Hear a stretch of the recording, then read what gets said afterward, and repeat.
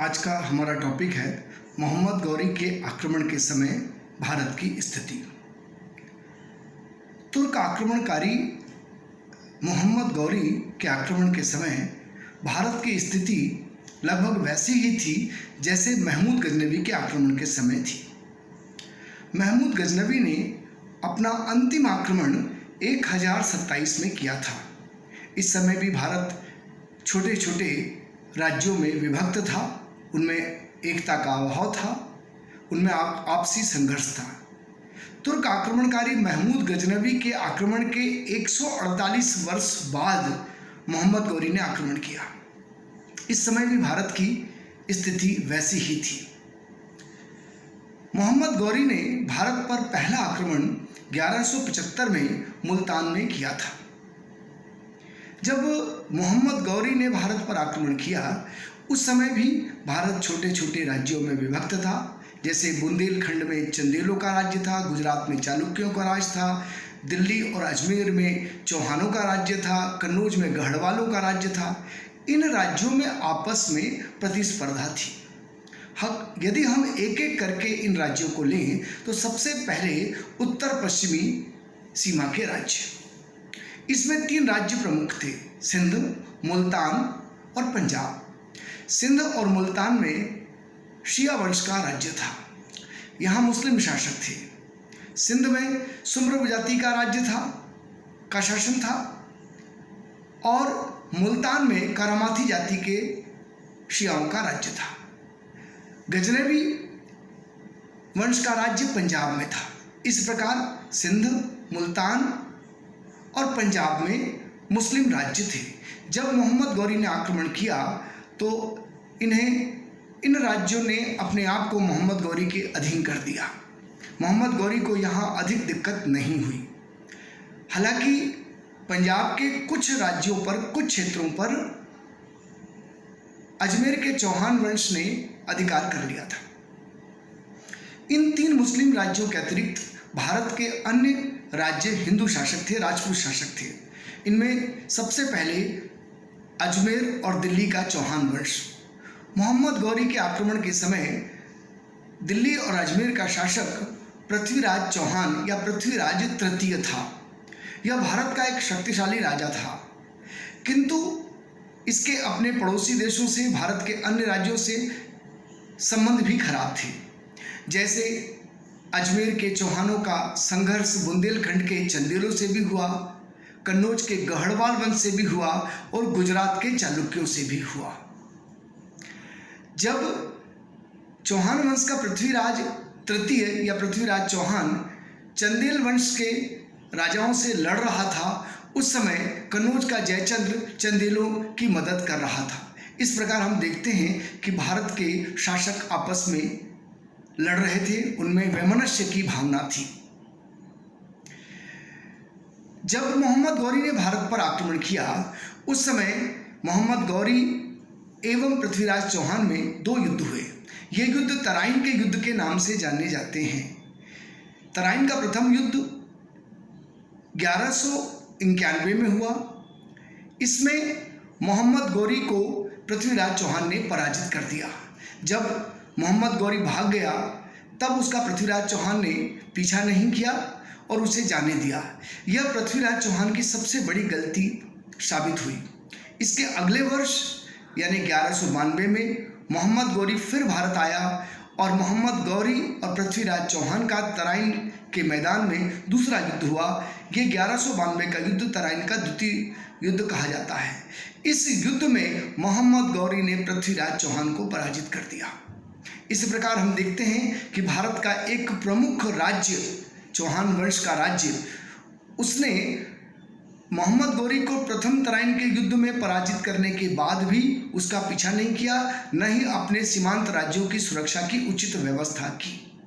और हम ये भी देखते हैं कि जयचंद्र जैसे शासक, कन्नौज का जयचंद्र, स्वयं मोहम्मद गौरी की सहायता करने को तत्पर था। अजमेर के चौहानों के बाद एक अन्य राजपूत प्रमुख शासक यहाँ का था, कन्नौज का गढ़वाल वंश का जयचंद। जब मोहम्मद गौरी ने भारत पर आक्रमण किया उस समय कन्नौज में गढ़वाल वंश का शासन था और गढ़वाल वंश का राजा जयचंद्र था। जयचंद्र ने मोहम्मद गौरी की पृथ्वीराज चौहान के विरुद्ध सहायता की, किंतु पृथ्वीराज चौहान पर विजय करने के बाद मोहम्मद गौरी ने जयचंद्र को भी युद्ध में पराजित कर दिया। इसके बाद हम तीसरा प्रमुख राजपूत राज्य देखते हैं, तो बुंदेलखंड का चंदेल राज्य था। मोहम्मद गौरी के आक्रमण के समय भारत में बुंदेलखंड राज्य का शासक चंदेल वंश का परमर्दी देव था। चंदेल वंश का चौहानों से संघर्ष चल रहा था। चौहान शासक पृथ्वीराज तृतीय ने चंदेल शासक परमर्दी देव को पराजित किया। गढ़वाल वंश के जयचंद्र ने इस समय चंदेलों का साथ दिया। इस समय भारत के शासक आपस में लड़ रहे थे। एक अन्य शासक गुजरात का चालुक्य वंश का था। गुजरात में चालुक्य वंश का शासक इस समय मूलराज द्वितीय था।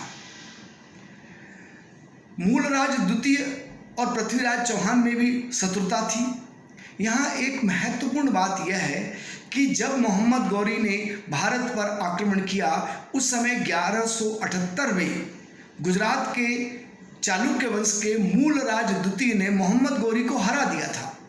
तो एक छोटे से राज्य गुजरात के चालुक्य वंश के राजा मूलराज द्वितीय ने मोहम्मद गौरी को हरा दिया था।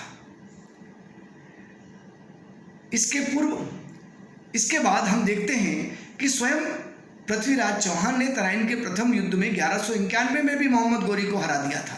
इस प्रकार राजा आपस में संघर्षरत थे।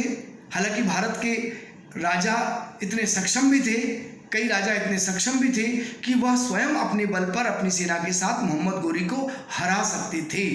जैसे कि हम देखते हैं कि 1178 में मूलराज द्वितीय ने मोहम्मद गौरी को हराया, 1191 में पृथ्वीराज चौहान ने मोहम्मद गौरी को हराया। इन राज्यों के अतिरिक्त हम अगर बंगाल में देखें तो बंगाल बिहार में इस समय सेन वंश का राज्य था। सेन वंश का शासक लक्ष्मण सेन था। दक्षिण भारत में अगर हम देखें तो देवगिरी में यादव वंश का राज्य था। द्वार समुद्र में होयसल वंश का राज्य था। मथुरा में पांड्य वंश का राज्य था। सुदूर दक्षिण भारत के इन राज्यों में भी एकता का अभाव था। ये छोटे छोटे राज्य भी आपस में लड़ रहे थे। इस प्रकार अगर हम उत्तर भारत की बात करें तो उत्तर भारत में कन्नौज में गढ़वाल वंश का राज्य था। इसका प्रमुख शासक जयचंद्र था। अजमेर और दिल्ली में चौहान वंश का राज्य था और इस समय चौहान वंश का शासक पृथ्वीराज तृतीय था। चंदेल शासक बुंदेलखंड में चंदेल वंश का राज्य था और चंदेल शासक परमर्दी देव था। गुजरात में चालुक्य वंश का शासक था और चालुक्य वंश का शासक इस समय मूलराज द्वितीय था। बंगाल, बिहार और उड़ीसा के आसपास के क्षेत्र में सेन वंश के शासक लक्ष्मण सेन का राज्य था। इस तरह हम उत्तर और पूर्वी भारत में देखते हैं। दक्षिण में हम देखें तो द्वार समुद्र में होयसल, देवगिरी में यादव और मथुरा में सुदूर दक्षिण में मथुरा में पांड्य वंश का राज्य था। और उत्तर पश्चिम में देखें तो 3 मुस्लिम राज्य थे, एक सिंध, एक मुल्तान और एक पंजाब। इस समय चौहान वंश इतना सक्षम था कि उसने स्वयं मोहम्मद गौरी को हरा दिया था। गुजरात का चालुक्य वंश का शासक मूलराज द्वितीय भी सक्षम था, उसने मोहम्मद गौरी को हरा दिया था। लेकिन ये राज्य आपस में प्रतिस्पर्धा की भावना रखते थे, आपस में संघर्ष करते थे, उनमें एकता का अभाव था। इस प्रकार मोहम्मद गौरी के आक्रमण के समय भारत विभिन्न राज्यों में विभक्त होते हुए आपस में संघर्षरत था। इस कारण मोहम्मद गौरी को कोई एक केंद्रीकृत शक्ति या राज्यों के समूह का सामना नहीं करना पड़ा, उसे अलग अलग भारत के छोटे छोटे राज्यों से संघर्ष करना पड़ा, जिसमें वो विजयी रहा। एक महत्वपूर्ण बात कि इसमें मोहम्मद गौरी की सहायता कुछ राजाओं ने, जैसे कि कन्नौज के गढ़वाल वंश के जयचंद ने मोहम्मद गौरी की सहायता पृथ्वीराज तृतीय के विरुद्ध की। इस कारण भी मोहम्मद गौरी भारत पर आसानी से विजय प्राप्त कर सका।